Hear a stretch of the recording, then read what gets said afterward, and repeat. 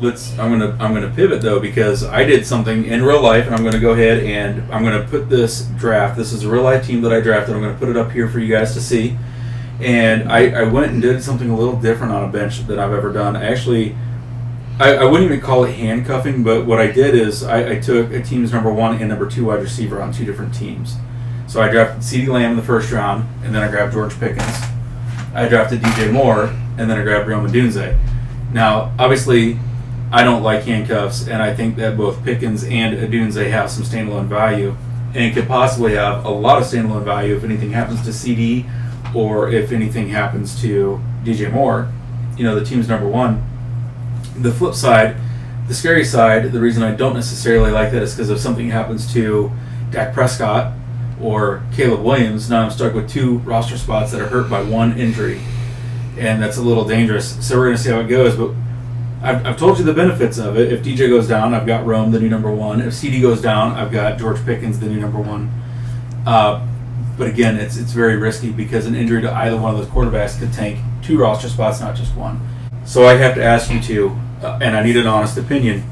I've never done this before. It's the first time I've ever drafted this way. Smart decision to go ahead and go for the 1 and 2 since they both have standalone value and could have extreme value if one goes down, or too dangerous for your liking because if a QB goes down, now I've lost both. You're talking when you say you're 1 and 2. What are you referencing? My wide receivers. So I got DJ Moore, who's technically on the depth chart, the number 1. Mm-hmm. Rome Odunze, who is technically on the depth chart, number 2. But if anything happens to DJ, Rome should get a bigger workload, or vice versa. Even if anything happens to Rome, so there should be a bigger bite at the apple for DJ. And then again for CD and George Pickens, the same thing. This is all relative to ADP. I mean, if you can get a great value, I'm fine with you using that 3rd wide receiver as a functional receiving handcuff. But I think that so often you're going to get put in. Wide receivers just don't get hurt that much. Mm-hmm. They really don't. And so and you're assuming that even when they do get hurt, they're going to be put in matchup situations where they're even going to be a plus expected value return. So I mean, it just doesn't okay, let's say you take the 2 Bears receivers and you handcuff the 3rd. I mean, okay, so one of them goes down, and you have the 3rd, but you're playing the Broncos defense. I'm not starting them. Mm-hmm. It's the best defense in the freaking league. I'd much rather go grab Jacoby Myers, or I'd much rather go grab Josh Downs or some other alternative where, depending on their matchup dependent, obviously. But I mean, all these things are fluid. It's just, I really think buying into wide receiver handcuffs is not a good idea. I really do think it's a value proposition that has to be treated independently. I agree with you completely because, in what round you draft Doomsday, so the value probably isn't there if you already have DJ Moore. That's my opinion. A running back, at least they hand the ball off to him. You mm-hmm. assume, Yeah. But when it comes to, I mean, the chances of the guy being on the same team and when you draft him being as valuable as another potential number 2 or a late 1, the odds are very low. So I personally would not handcuff. There's only 1 ball to go around. Well, and this isn't a handcuff per se, Joe. This is I just happen to draft these guys. I'm not saying handcuff a wide receiver. What I'm saying is I did draft 2 wide receivers from the same team twice. How far apart, though? What kind of value are you getting? Was Rome Odunze, better than everybody else available? At that time, in my opinion, his much standalone better. Value was the better value. Okay, well, then that's... But having said that, is it still too risky to have 2 wide receivers? How far could Rome Odunze fall?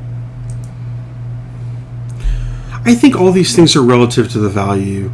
I mean, that's what I'm saying. If you could theoretically have a situation where it falls like that, and it's fine, but more often than not, you're almost certainly stretching. I mean, but there's a time and place for all of these things. Just like there's a time and place to buy a running back handcuff, there's a time and place for that. But it's wide. There's just so much depth at wide receiver. Mm-hmm. I mean, compared to the league 10 years ago, you've got guys that are on people's benches that should be starting week in and week out, and so this idea that you're gonna functionally buy a handcuff that sits on your bench in case your one or two goes down. I mean, there's certain situations where it makes sense, but most of the time it just seems like it's a stretch. So in this case, and again, I don't consider these guys handcuffs because they have standalone value. In this case, I took C.D. Lamb in the first. I got George Pickens in the 8th. I took DJ Moore in the 5th. I took Odunze in the 10th. I mean, at that point, the cupboard was pretty bare. I'm not saying to handcuff your wide receivers. What I'm saying is it too dangerous to draft both wide receivers from the same team? Should I have diversified my exposure to that quarterback or to that system, that style, whatever it may be? What depth? So you said the 10th pick, Odunze? In the 10th round, yeah. 10th round. Well, how many receivers did you pick before that? Because it's all relevant. Well, I think It depends on how the rest of your 5th or roster 6th. is built. Okay, 5th or 6th. I mean, that's deep. But that's to get him as your 5th or 6th receiver. That could have a lot of quality to it. He could end up being a number 1 with how good he is, with his talent. Yep. So and his mindset. I mean, he's. So in the same round that I took George Pickens, the other wide receivers that went, there was only one other wide receiver that went. That was Xavier Worthy. Okay. Who, I'm sorry, but I think he's a one-trick pony, and it's a very good trick. It's a very good trick, but he's not a well-rounded wide receiver. In round 10, where I took Rome Odunze, Jordan Addison and Calvin Ridley were the other 2 wide receivers.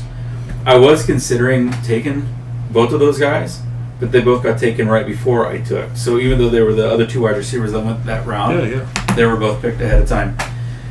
You know, the other, I mean, I could have gone with Ted McMillan. I'm not sold on Carolina. Yeah. McMillan? So I'm Teteroa. Oh. He does not like to be called Ted. Yeah, you're talking about the He rookie doesn't.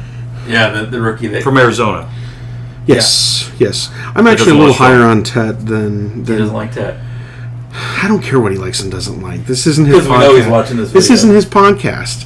Good point. So sorry. We'll call you what we want to, Ted McMillan. Sorry. Sorry, T. But no, like I like him. I do like him. In Carolina, you are the options that are there. I mean, what you have. Where's the let's look at this. Let's look at the depth chart here of Carolina. Teteroa McMillan, Xavier Legette, Adam Thielen. I'm sorry. There's much to be left desired, and so I like Ted. There's going to be a lot of passes to catch. There is. Adam Thielen not getting any younger. Xavier Legette, talk about a one-trick pony. He can get down the field, and he can catch contested balls. What he can't do is run routes. That's a problem. It's a big problem. It's an issue. And so is Ted. Is he an unknown commodity? Yeah. But sometimes the risk proposition is worth it. Sure. The juice is worth the squeeze sometimes. Yeah. So I guess more than anything, guys, to kind of summarize this point is when I was building my roster and I was looking at my bench, it wasn't even intentional to go in and draft both Cowboys wide receivers or both Bears wide receivers. It was just that's who was there at the time. But I do have to admit, I was less concerned with Rome Odunze just because I got him so late. Like, okay, it's not a throwaway pick, and Rome has upside. The George Pickens, I don't know. I guess I'm a Dak Prescott believer because every year he goes out and produces. And this is a pretty good receiving room. I feel like what George Pickens does well, very, very well marries with what Dak can do and what CeeDee's not doing. So I feel like it was a really smart move. It was a great pick. Pickens could have a great year. Yeah, Pickens is I don't want to say he's a one-trick pony, but he's maybe a 1.5-trick pony. But again, the 1.5 that he does well. Mm-hmm. And it's, they've got CD for the rest, or Ferguson underneath. Mm-hmm. I feel like he's got the value. They're going to take their shots. We've never seen him as a number 2, have we? I don't think so. Pickens? And he's got to be better than he was, the previous few years in terms of his development. I mean, I'm assuming he's starting to hit his peak. I would think so. Right? I don't think the question ever with him was ever talent. I think it was his ability to stay focused on the field and not do really boneheaded things that took away from the team. Well, but he's not going to be the main focus. No, with no. Lamb, CD's going to be the main focus. You're not wrong, but that could all, wide receivers are divas, and if a guy all of a sudden doesn't have the ball thrown his way, he can all of a sudden decide to check out, and he becomes a shadow of himself. But I do agree with your general point. I do think Pickens and CD marry together quite well. Yeah. I'm with you on that. When you look at the analytical stuff, Pickens is really good downfield. He separates really well. He's really good at contested catch.